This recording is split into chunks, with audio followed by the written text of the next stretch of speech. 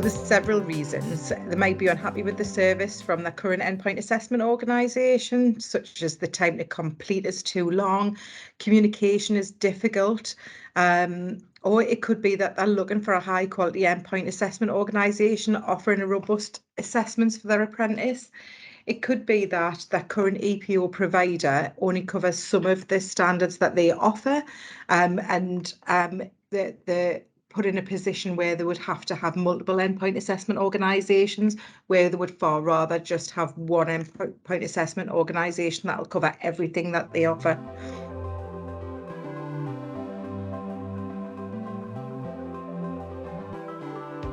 So the first step is to engage with their endpoint assessment organisation and find out what they can offer. So I would absolutely recommend having a conversation with multiple endpoint assessment organisations and asking key questions so they can explore those areas of what the endpoint assessment organisation could offer. So it may be that the key areas that they want to explore is how do they maintain a high quality service? How do they maintain compliance with the regulations? And what is the service offer that they're going to get from the endpoint assessment organisation? These three areas are of equal importance, so they should consider asking about what feedback has that endpoint assessment organisation received from regulators. So all endpoint assessment organisations are graded and they're given feedback from the AQA exactly of where they're sitting. So are they a good provider? Are they outstanding endpoint assessment organisation provider? Or have they got areas that require improvement? And if so, what are they doing about it? They should ask about pricing and service level agreements. So thinking about how much does it cost for the endpoint assessment? So what are the EPA fees? But are there any hidden costs? So what is the cost for a resit or a retake? What's the cost for registration? What's the cost if there's cancellations? All of those hidden costs can add up. So making sure that they've got a clear, transparent pricing strategy. And the service level agreements are really clear as well. So thinking about what you as a provider may want is to know from the point when I request endpoint assessment, how long is it going to take for that certificate to be claimed, and with all the assessments running in the centre of that, how quickly do I get feedback from those assessment methods? How quickly can we plan in resets? All of those should have clear service level agreements, and they should be clear. It should be a linear process. And how long does that take? And once you are clear about all of that stuff, then you need to be asking about the endpoint assessors that are going to be delivering the assessment. How do they maintain competency? How is this monitored? How accessible are they? And the EPA has lots of touch points. So if something goes wrong, how easy is it to get that support so the apprentice is not at risk? Once you're confident with your endpoint assessment choice, the next steps to move to that endpoint assessment organisation should be simple. So they're simple from an endpoint assessment organisation's perspective. You sign the agreement of terms, register your apprentices, and then you're good to go. Onboarding will commence so that you're getting the support that you need to make sure that everything runs smoothly.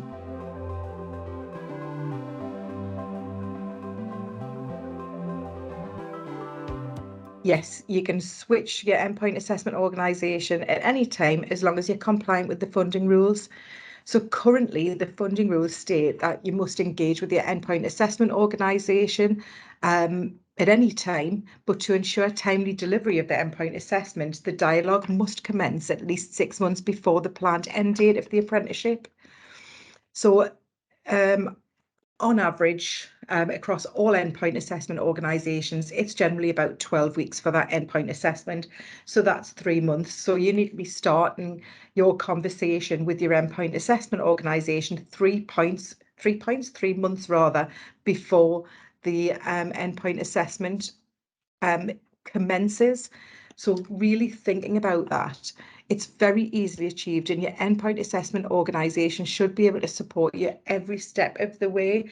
So just be thinking about what the rules state and make sure that you're compliant with them.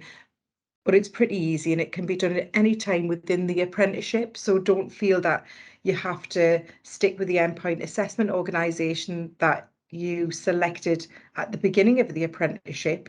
At any time you can change, as long as there's sufficient time to make sure that that apprentice isn't impacted by this change. Nobody wants the apprentice to be delayed because of this change.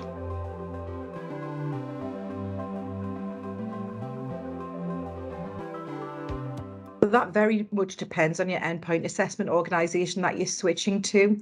A good quality endpoint assessment organisation should make this process very easy for you. There should be an effective onboarding programme to allow everyone of the provider colleagues to understand their role within the EPA and have access to the support. So what that means is everybody who is involved in the endpoint assessment organisation may play a different role. Your endpoint assessment organisation should have an onboarding programme to make sure each of those touch points have all of the guidance and the support that they need.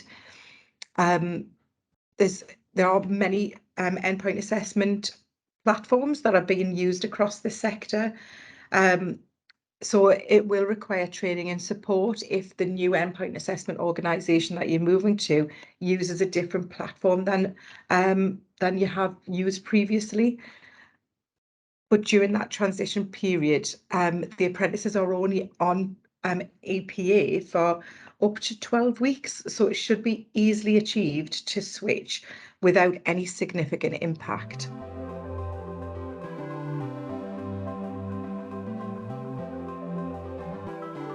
So it can vary, and that will vary, and it'll depend on how many apprentices and how many standards you're transitioning. The key thing is to make sure that it's planned effectively and the timeline is agreed in advance with your endpoint assessment organisation, so everything goes as smoothly as possible. The service received from your endpoint assessment organisation should meet your timeline expectations and where reasonably practicable. So if you have a cohort of apprentices, for example, if you work in that way, that is due to complete in 3 months' time, they're due to hit EPA in 3 months' time, then your endpoint assessment organisation should work with you where possible to make sure that that timeline is met. And it really works in that way. If you are transitioning to a new endpoint assessment organisation and the apprentices that you're planning to move aren't due to reach endpoint assessment for 12 months, well, that transitioning period should be effective within that time. So what that means is if we're going to teach you and support you to use new systems and processes that you're going to need at endpoint, there's no point giving you all of that information now because it'll need to be effectively repeated in 12 months' time. So it's about making sure that that plan is effective and there's a clear onboarding process and making sure that where they need to, that we can repeat that training and repeat that support to make sure that no apprentice is affected by the transition. It could be completed in as little as 2 months from engagement registration, but it's really important to make sure that it is effective.